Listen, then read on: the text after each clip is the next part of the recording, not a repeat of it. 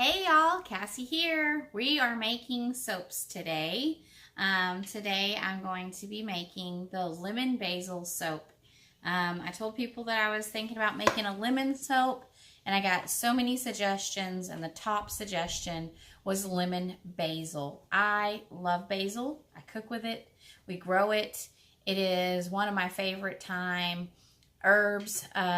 It's good with everything, especially a big bowl of spaghetti. Oh, I love it.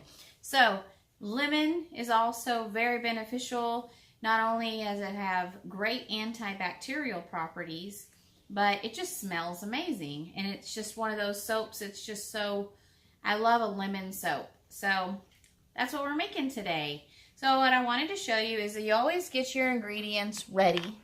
Make sure you take all your precautions, having your gloves, having the right equipment, stainless steel, not aluminum, because the lye will react to the aluminum and you can cause a horrible reaction, and you just don't do it. There are so many videos that you can watch about being precautious with lye. I recommend you watching those. We try to give you all the precautionary things that we have learned. I have made soap in the past without sleeves. One time I splashed the solution on my skin and it started to burn instantly, and I rinsed it off with vinegar. Stopped the burning, but it was a very sensitive spot on my arm for a long time. Now that it's fall and I'm not, in 90-degree weather soaping, I'm going to wear the long sleeves like I always suggest. So please take your precautions. Face mask if you need to. I am not going to pour my lye in the house. I always take it outside if you pour lye into water. I usually do the goat's milk, and I sprinkle the lye over the frozen goat's milk, and I'll show you my goat's milk that I have. I already have my goat's milk in a bowl ready to go. This recipe, I have decided to use goat's milk and water. So basically, instead of adding the whole 40 ounces of goat's milk, which is a lot of milk, and it's not needed. You actually don't need to use 40 ounces of goat's milk. And this is an 8-pound recipe. So I kind of halved it so I can add the lye in the water. And then I'm going to let that get to its hottest temperature. And once it starts cooling down a bit, I'm going to start pouring it over my goat's milk. That way I do not scorch the milk. Because if you scorch the milk, it's going to turn yellow. So that's not going to make a very attractive looking soap.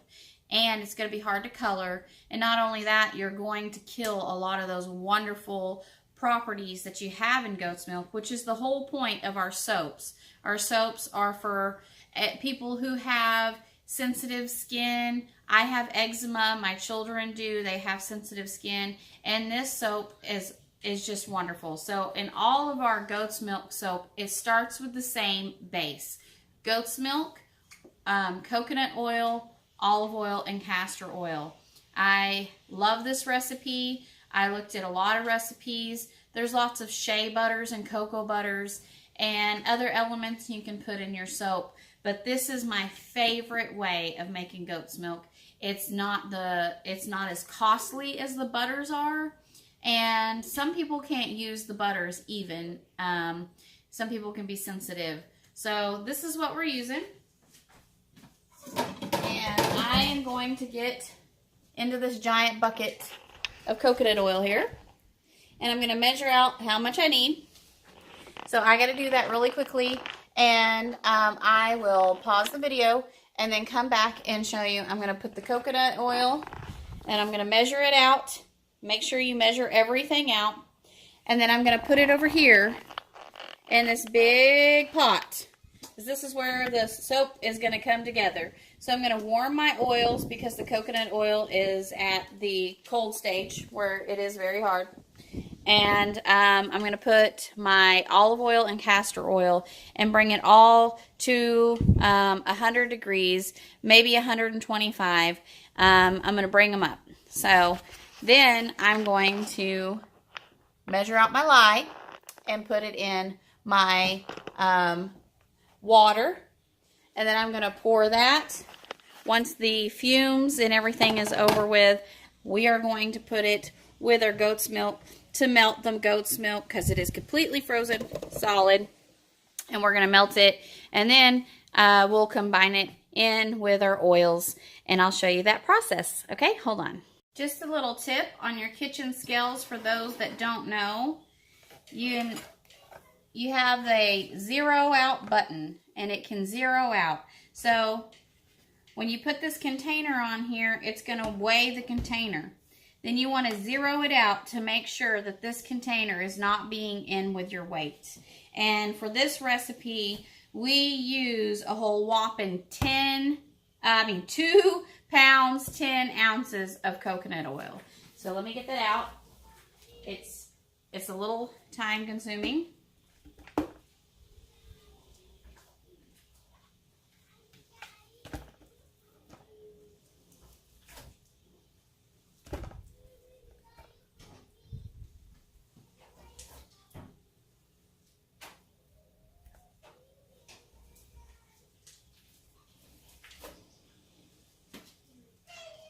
Try not to drop any of this wonderful stuff.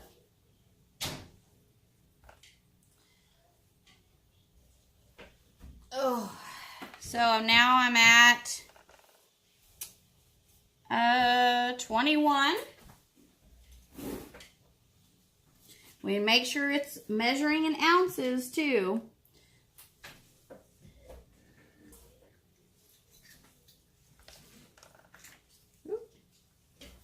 All right, let's see.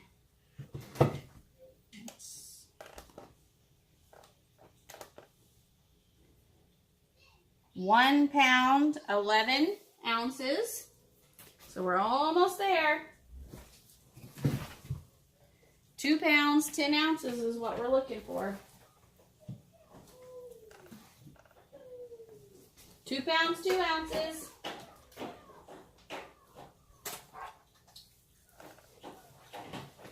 2 pounds, 6 ounces.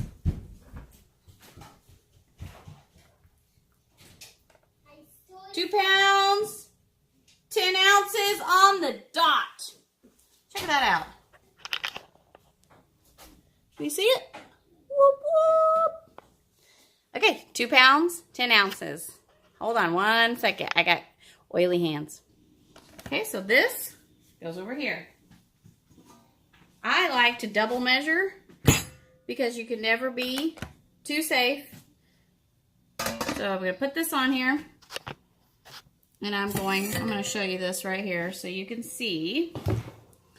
I'm going to put this right here. Oops.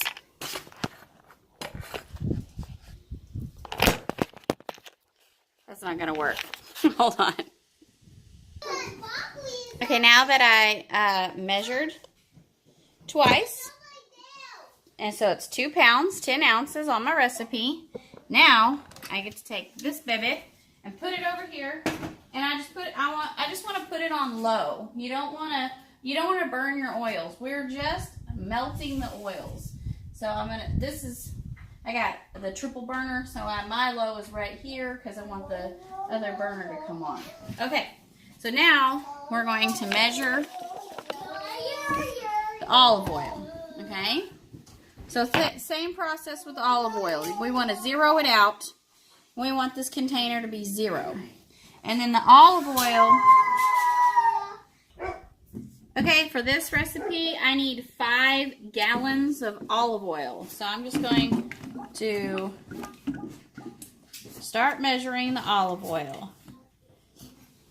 I have a marker up here on my container. You can't really see it, but I can see it because I've marked it. Because when you wash your containers, being plastic, your marks are going to just come off with all that oil and stuff and you're scrubbing your containers. So I know to stop there at the 4 pounds because my kitchen scale stops at 4 pounds. So I have to measure out 4 pounds, and then, how much did I say? 5 pounds, 4 ounces, and then do another pound and 4 ounces. So let me get this all measured up. This is boring to watch. So I'm going to measure this and then put it in my other container.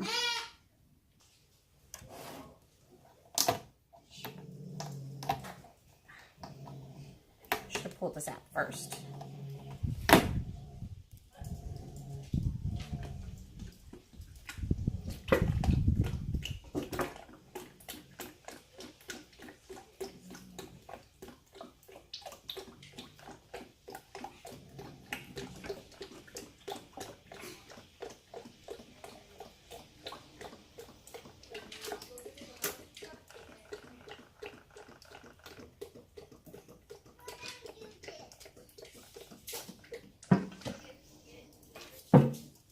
That is 4 pounds of oil. Still not done. So, and I know how much my container weighs. That's also a good thing. So I like double, it turned off while I was weighing it. So it shows 2 pounds. Yeah. It showed 4 pounds. I'm sorry, I said 2 pounds. And so now we're going to take that and we're going to add it to our big pot, and then add another 1 pound, 4 ounces. Okay, now that I have my oils on the stove, I'm going to measure out my lye. Okay, I want you to be super careful. My windows are open, so there's a little bit of a wind. I'm going to block it because it's behind me. And I'm going to take my scales, and I'm going to put my bowl on here, and I'm going to measure out my lye. So let me get that done. Oh. There we go. Now we're going to zero it out. Okay, and for this recipe, it calls for 1 pound, 3.2 ounces of lye. Hold on 1 second. Okay, so now we're going to measure out 1 pound, 3.2 ounces of our lye. Woo, woo, woo, woo. I already went too fast. Okay, so let me get a stainless steel spoon or a scoop or something to put this back in. Okay, I got it. I just used a spoon, took a little of the lye, and put it back in the container. And then we're gonna use that spoon. It's a stainless steel spoon. We're gonna use that spoon to stir our lye and our goat's milk mixture. Okay, this is the water we're going to mix our lye with. Okay, we have our water in a glass dish, and we're gonna pour the lye into the water. 1 second. Okay, so it's actually too windy to go outside today. That's a bum. So what I'm going to do is I'm going to put my Pyrex dish with water in it in my sink. Then I'm going to sprinkle the lye over it. And I'm going to need something to cover my face. I made my kids go outside. I have every window open in the house. There's lots of fans on. So taking lots of precautions. Just dealing with the lye because it will fume up and you cannot breathe those fumes in. So let me get my stuff and let me get a face mask. Okay, now that you got your face covered, here is, you see my water? I want to show you what it does, okay? Just want to be real easy with it.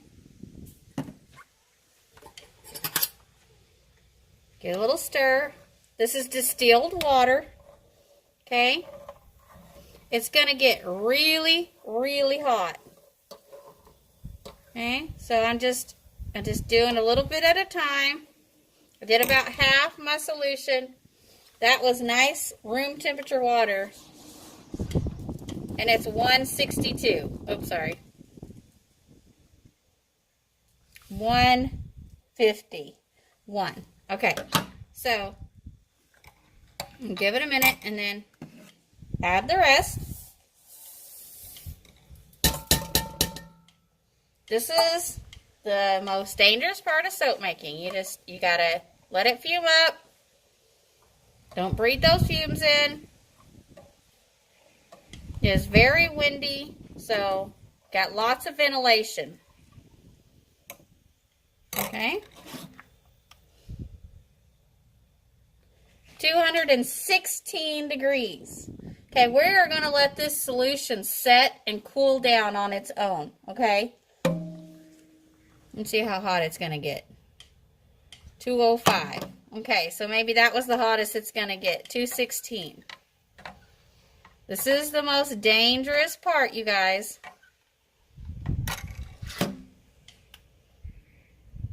225.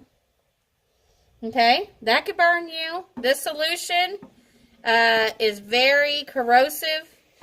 That's why it's in a stainless steel sink. Glass pitcher.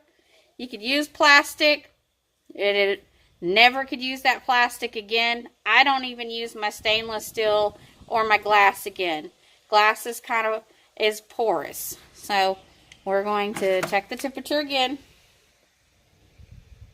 208. Okay, so it should not be getting any hotter. We're going to let that temperature come down. I'm just going to let it set there in the sink. My kids are outside. I'm going to let the house just air out. And I am going to keep an eye on that temperature. And once it starts coming down, we're going to pour it over the frozen goat's milk that is already waiting. Okay? Okay, so our lye solution, the temperature is not going any higher. It's come down to about 200. So I'm going to start slowly pouring it over the frozen goat's milk mixture. I'll show you how that goes. I'm going to take the spoon, put it over here. You got to be really careful because it's hot and you don't want to splash this. Oh yeah, see how you got a little yellowing there? Too hot. It's still too hot. So we're going to take it and we're going to scrape it like this. Okay. It's still too hot for that goat's milk. You're going to turn it yellow. So just be really, really careful. We're just going to let it cool down a little more before we do that.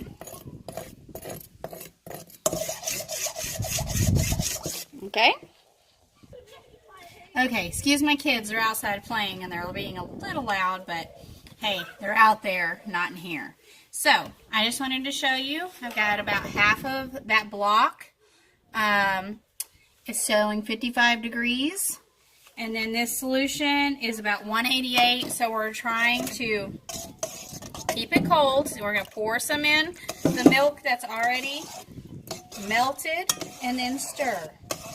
And that frozen block is going to keep it from getting too hot and yellowing and scorching your milk.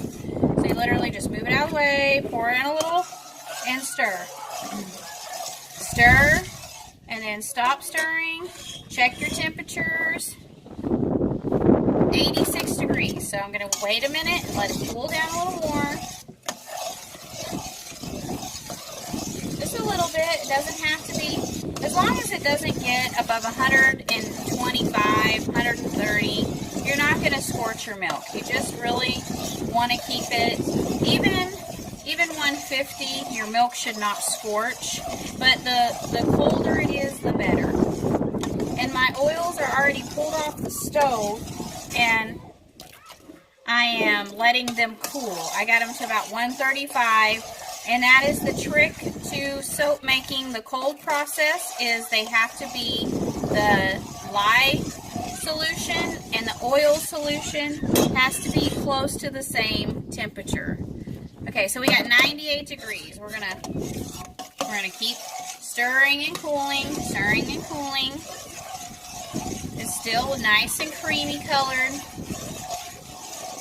I just want to show you, this is the process that a lot of people don't normally spend a lot of time on, and I just want you to see how this is the longest part of the soap making process. Just making sure you're incorporating your lye with your goat's milk nice and easy.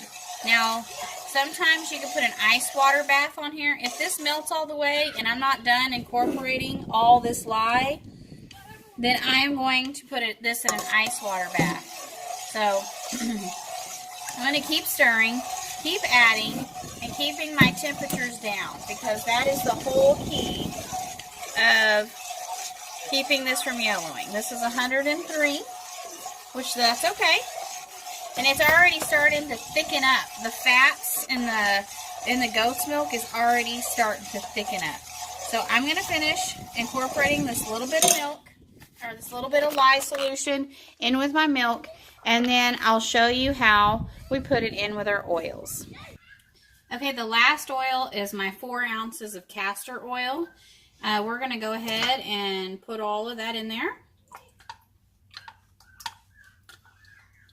This temperature said 124. I'll show you again. Castor oil's real thick. It'd be better if I had like a little spatula to scrape that, but I'm getting it all out, I think, pretty good. Okay, so castor oil is what's going to make that soap suds up really nice, and it's so beneficial for your skin. Okay, let me get my thermometer really quickly. Okay, so I'm making sure my oils, 119. 116. You're not going to get it very much closer than that. So I'm going to take out my spoon and I'm going to add my lye solution. I'm being really careful since this hand isn't gloved. There we go. And you're just going to stir it by hand for a few minutes to incorporate it. You're wanting to make sure you get every drop of this lye solution in your oil. You're still wanting to work with gloves. I don't have a gloved hand on this, but I'm being very careful. Being super, super careful. And that is really the longest process, is trying to incorporate that lye with your goat's milk. Because with just water, you're not going to worry about it scorching or doing stuff like that. So you don't have to put goat's milk in your recipe, or you could do like I did on this recipe and incorporate it in your water first and then add it slowly to your frozen goat's milk. But you can only use goat's milk in your recipe, but it's really, you know, not needed. So we use 25 ounces of goat's milk, which is a lot, and the remainder of the mixture, because we had to have 40 ounces total, so the remainder was water. Okay, hold on one second. I'll show you. Here, I'll just show you really quickly how that's already starting to come together. And we used a very light olive oil because the greener olive oil kind of makes your soap a little darker and it's hard to take color. So let me get this set over with my emulsifier, and we're going to blend this until it starts coming to trace. Trace means it starts kind of looking like pudding. It starts coming together. We do not want to use our essential oils in our soaps until we start getting that, because sometimes when you add oils, essential oils or fragrances, they will start making your stuff accelerate, and then before you know it, your soap is getting hard in the pan, and then you can't pour it. So you got to be really careful with this process. And we use essential oils instead of fragrances because of sensitive skin for our family and myself. Okay, this is the blending stage. This is where we get going. I have my gloves off, but I'm going to be super careful, and I'm not going to touch the solution because the lye is still active in here. And also, while we were paused, everything that I just used that had lye or oils is in the sink with lots of hot soapy water, soaking and getting ready for me to clean up. So sometimes the oils are hard to clean up after. You just need a good soap to clean up afterwards. And then this, you want to keep an eye on the temperature. This temperature is doing fabulous at 109. Okay, now we're going to get to blending, and then the temperature will come up a little bit, but I just want to show you how you blend. You don't want to lift this stick blender up and splash yourself. You want to blend it down and move it around. You can tilt it like that, but do not pick it up. Okay, we're going to blend this until it's trace. Could take 10 minutes, could take 15. This is 8 pounds, so this is not a huge version commercial grade blender, so it kind of takes a little bit of time. But just keep an eye on it and watch it. No essential oils are in yet, and no colorants. We're just blending the oils. I wanted to show you, it's starting to get a little thicker, but we're still blending. I'm not blending as I pull this up, but see, there's no trace marks left, so it's thicker. It's, gotten a little thicker, maybe like shampoo thickness, but it needs to be blended until it's a little thicker than that. So it's light trace, and it's gonna look like pudding or lotion. Okay, now that we have gotten it a little thicker, it's still not quite at the pudding or lotion stage, but lemon essential oil is going to speed that process up a little bit, so I don't want to get it too thick, okay? This is a 4-ounce jar. This is 8 pounds of soap. This entire jar or container is going in here. And I'm going to blend it while I pour, just like this.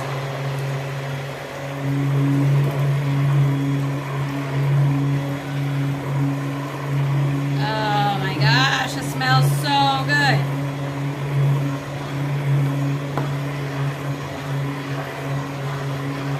And I just want to blend the lemon in before I put the basil in. Just give it a nice stir. Maybe we'll just stir it instead of blending it because it's going to accelerate it. Okay, so now we don't want to put that much basil in. Basil is going to be so strong if you use 4 ounces of basil. So really we're going to kind of experiment, because I don't want it to smell too strong. I want the lemon to come through my soap. So you literally just, oh, it smells so good. It's just lemon right now. I could just have soap just lemon. I just love it. But I want to put this basil in here. And so what we're going to do is I'm going to put in about 1 ounce to 2 ounces first, okay? So let me get something to measure it really quickly. Pause. Okay, this is a 2-ounce shot glass. I know this is 2 ounces to this line. Okay, so that's half of our bottle of the basil. So we're going to pour this in first. You get every drop in there. And we're going to just slowly stir this and smell. Oh my gosh, that together. Now basil on its own, to me, is too strong. A lot of people just love basil, and the basil essential oil on its own is very, very, very strong. So this, I think that was perfect. I'm going to blend it a little bit and keep smelling and trying to make sure that I have the right amount of basil, because you do not want the basil to overpower. Just like when I made the rosemary mint soap, I wanted to make sure the rosemary come through but didn't overpower the mint, but they both complement each other well. So if I was to add a whole bottle of basil, the basil would mask the lemon, and then it would just smell super strong. And I've been asked by everybody some type of lemon soap. Lemon and lavender. Lemon, lemon, lemon. So lemon is the scent people are just requesting like crazy. So I really like the way that's coming out. Okay, so I'm going to just cover this really quickly, blend it for a little bit, and then smell as I'm blending. Okay, now that it's gotten a little thicker, this is also a nice step to put in your clays or anything like that. I like oatmeal for our skin, and I blended it down. It's like collided oatmeal, and this is about a tablespoon. It's not a whole lot, but it's going to add a nice touch to your soap. It's going to add a little bit of exfoliant, but that oatmeal is going to really come together in this, and it's going to be beneficial not only to your skin, just like a clay would be. This would be a wonderful time to put you some bentonite clay or any kind of clays that you like. They got colored clays for the basil part. You could use the green clay.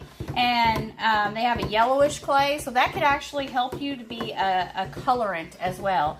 But we are going to be using pigments out of this mica powder here, or it's hypoallergenic, safe for your skin. They use it in makeups and stuff like that. It will not dye your skin. Don't ever use the liquid dyes that you can buy the food, like food coloring. Don't use those. Those will dye your skin. So it's actually a little thicker right now. And another good thing about putting clays in oatmeals, it's going to hold on to your scents.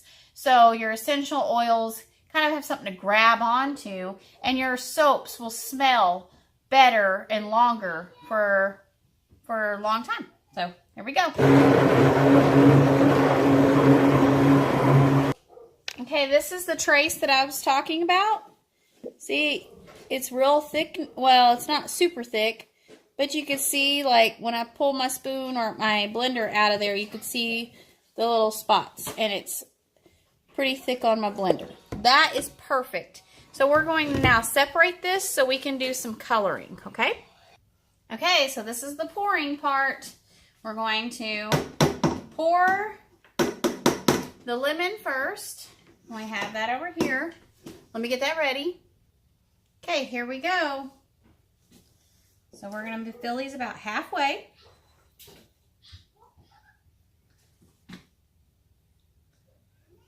I'm going to fill them a little first and then shake them down. And isn't that a beautiful lemony color? Looks like custard to me. Okay, the box one is just not sure if I want to use it or not. This one needs a lot more. It also helps get the air bubbles out.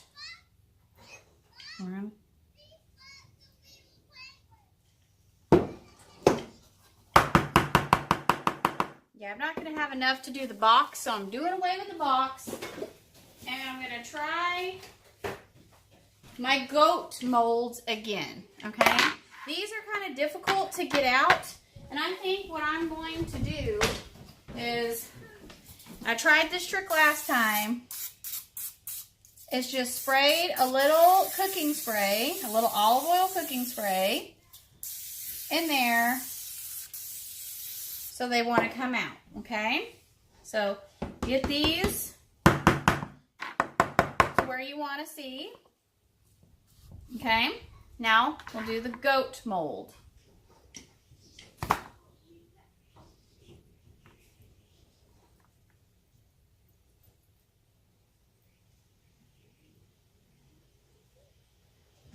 Do a little more in this one. A little more in this one. Kind of try to even it all out.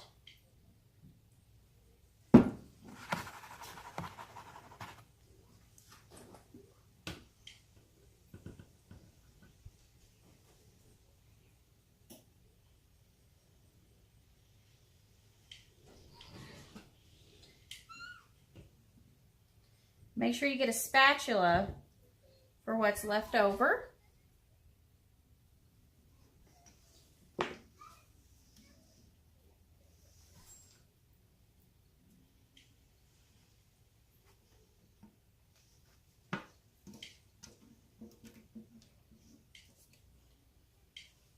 Take a spatula.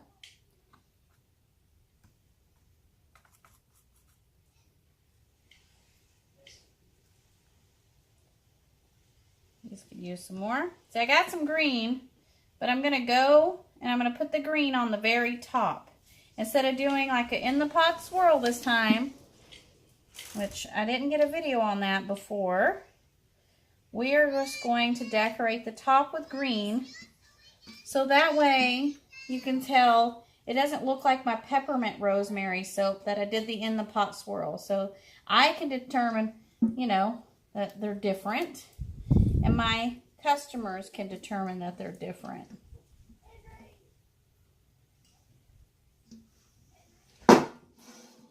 I'm gonna scrape all your sides really, really good. You don't want to waste a bit of your soap. So get you a spatula. Scrape, scrape, scrape.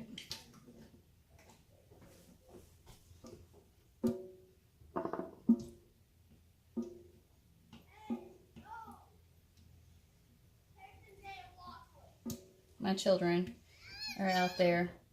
You can hear them being crazy. Okay, so hold on one second. Let me put this down. Okay, so I want to show you what we're going to be doing with the green. I had to get a box because I had so much soap. I still have this much soap to pour over top. Luckily, I saved my husband's ammo boxes. So we'll give this a stir. It's already starting to get really thick. So I'm going to just spoon it on top instead of trying to pour it because it's already set up and it's gotten really thick. So I'm going to just spoon some dollops on there and then shake it down into the mold. Oh, I wish you could smell this. The 4 ounces of lemon and the 2 ounces of basil was the perfect amount of lemon and basil. Every time I make a different batch of soap, I say, oh, this is my new favorite. This is definitely my new favorite. The peppermint rosemary or rosemary mint. Oh, I love that soap. It's so invigorating. But this soap here, lemon and basil, it's just so fresh and clean smelling. I really like that fresh and clean smell. So this is all we're doing. We are just, be really careful. I don't have a gloved hand on this. The lye is already spawnifying with those fats, turning it into soap, but it's still active lye at this very moment. So we're gonna just try to get as much as we can. I think the last time I overfilled these soaps, so I'm going to try not to do that this time. This one, the goat mold, I'll have the links in my descriptions also for everything that I've used, down to the colorants, the fragrance, the essential oils, down to, you know, even I don't buy my oils on Amazon anymore or at the big box stores. I have found a place called Web Restaurant. It's together, Webstraunt. And I really like the pricing and shipping cost of their oils. So this is all we're doing. We're just spreading it out, getting our... Sometimes it's easier to kind of just stomp it, go like that. But now that that's gotten thick, we're going to try to spread it out a little better.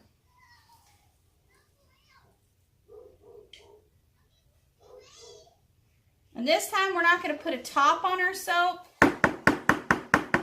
The last time, that's why I didn't need this extra box right here the last time, because I put high tops on the soap.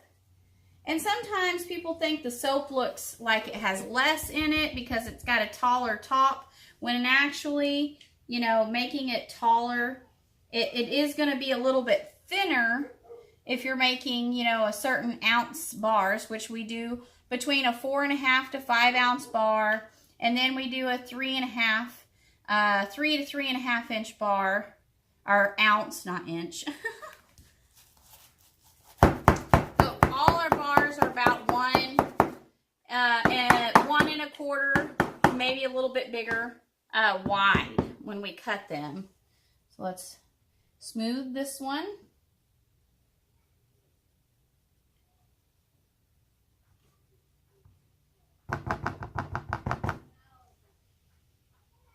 And if it mixes a little bit, I don't care. It's still going to look fabulous. And then you could actually take some skewers and do some swirling of your own. That would be awesome. I just thought it would look good with lemon, and then the basil, you know. Almost said lavender. I like lemon and lavender. Okay, now with my gloved hand, I'm just going to scrape my spatula And I'm not going to touch anything now with that glove for sure.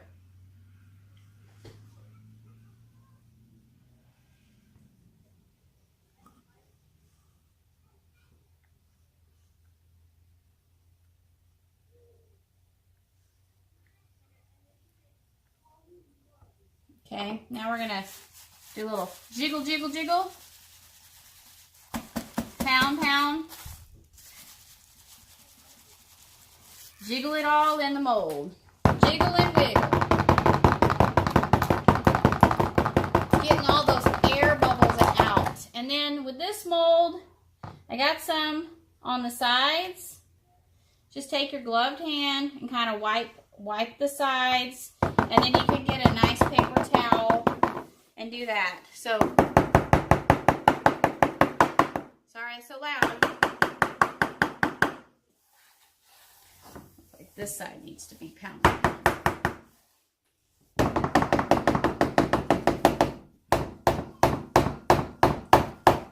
This gets all your air bubbles out.